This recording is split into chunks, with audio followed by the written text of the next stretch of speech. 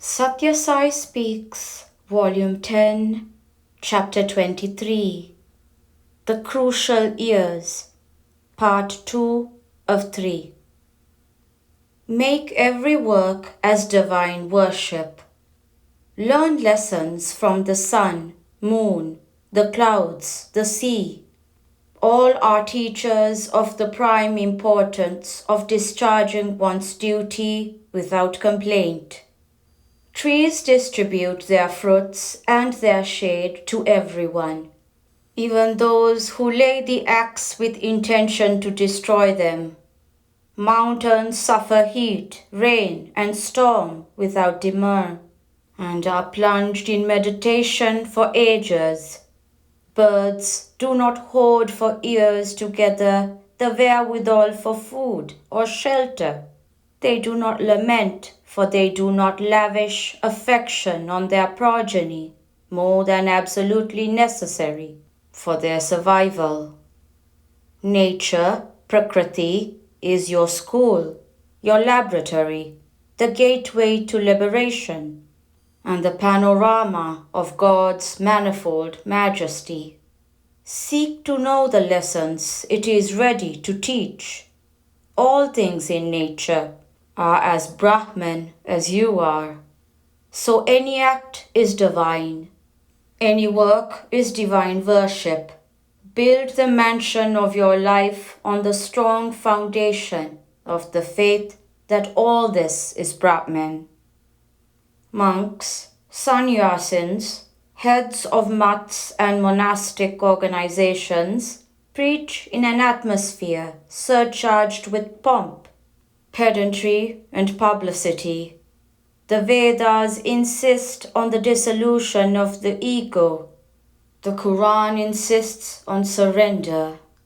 The Bible emphasizes humility and charity, but they wallow in the low desire for pelf, power, name, and fame.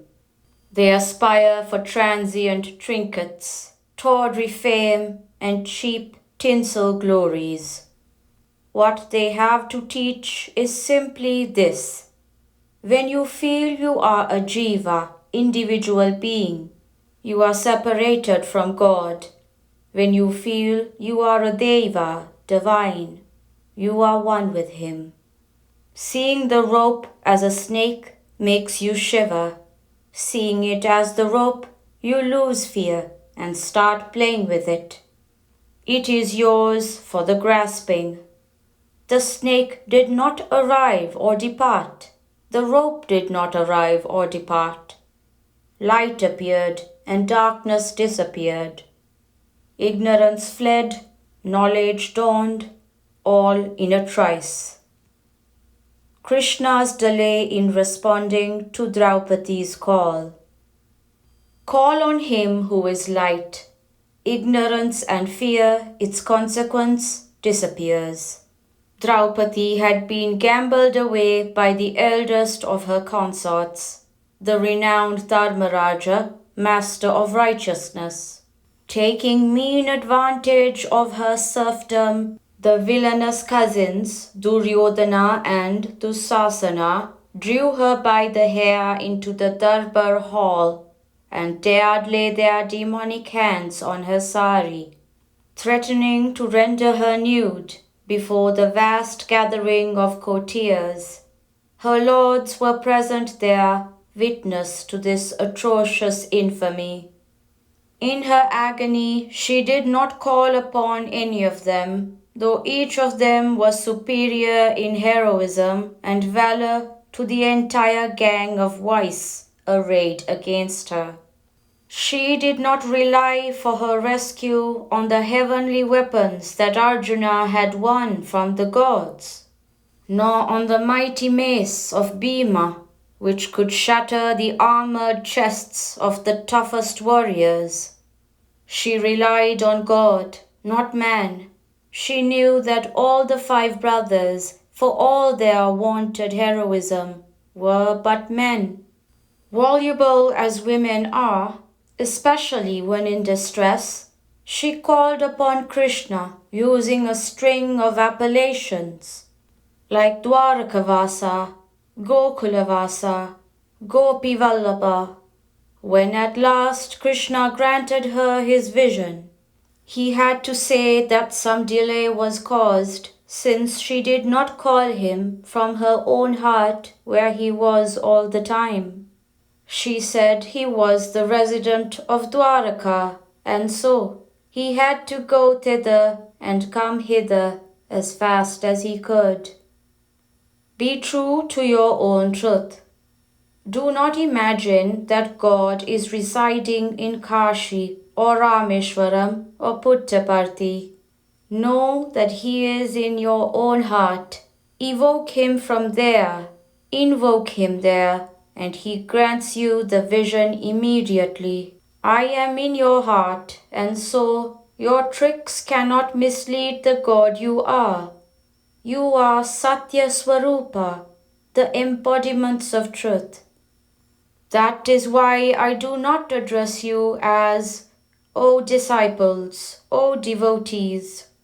That will be crediting you with a status you do not have.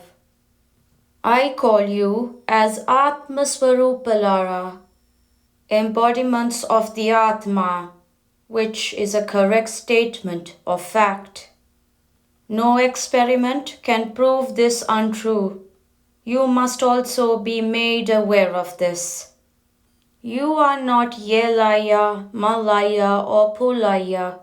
You are the immortal, eternal, ever pure Atma. Gandhi replied when Karunyananda asked for his blessings, "My blessings will not help you at all. Win the blessings of the truth that is your very core. That alone will stand by you in times of need. You are Satya Swarupa, embodiments of truth. Be true to your own truth." The Prashanti Vidwan Mahasabha is propagating the tonic teachings of the Vedas and Upanishads.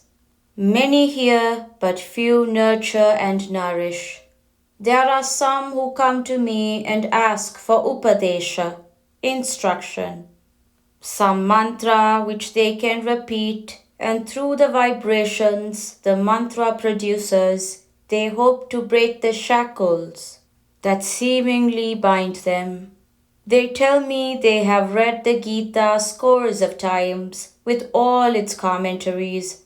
They can repeat the shlokas, all 700, upside down and interpret them in any of the three ways: dualistic, qualified, monastic. I tell them, if you have not developed faith in the words of God that you have read, recited, learnt by rote, and revered for years, how are you confident you will use my Upadesh with confidence that it will save you?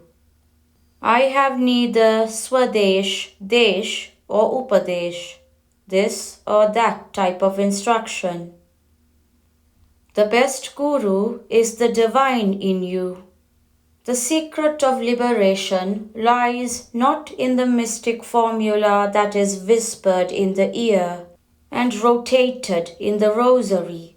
It lies in the stepping out into action, the walking forward in practice, the pious pilgrim route, and the triumphant reaching of the goal. The best Guru is the divine in you. Yearn for hearing his voice, his Upadesh. If you seek worldly gurus, you will have to run from one to another like a rat caught inside a drum, which flees to the right when the drummer beats on the left and to the left when he beats the right. Be aware of God and His overpowering love, whatever you do or say. That is the best advice I can give to the members of the Seva Dal, the young persons of this ancient land. Blindly pursue the ideals and fashions of other lands which have no depth of culture, who are amateurs in the art of successful living.